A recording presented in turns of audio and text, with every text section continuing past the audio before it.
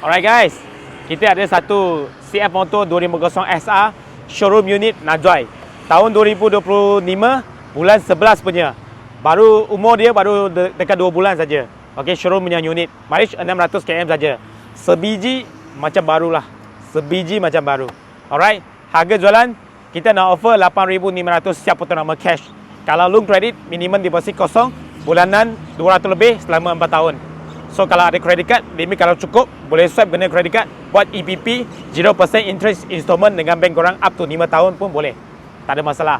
Alright, so masih under warranty hingga 2027 bulan 11. Okay, term and condition. Ada warranty dengan kilang lah. So motor boleh trade in, boleh jual motor saja pun boleh PM kita. Penghantaran seluruh Malaysia boleh diuruskan. So ini harga memang sangat-sangat berbaloi. Motor condition motor baru. Baru 2 bulan saja showroom yang unit. So yang minat cepat-cepat PM kita. Alright, siap motor 250 SR Lite 250cc. Harga macam harga kapsai saja. Memang berbaloi. Okey, jom.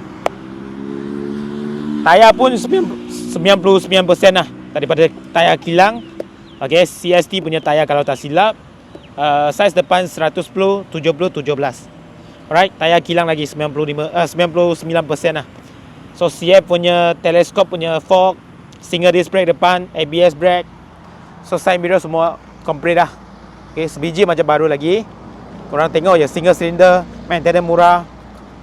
Tayar belakang 140 60 17. Okay, tayar pun sama, ada 99% belakang. Overall macam baru lagi guys. Beli, pakai saja. Macam beli baru, under warranty kilang. Tengok seat dia, semua cantik ya. Okay, USB ada, Type C pun ada.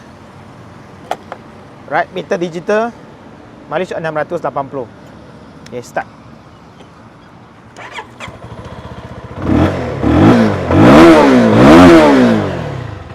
Alright, kalau korang minat, Roger kita bye. See you guys. Bye.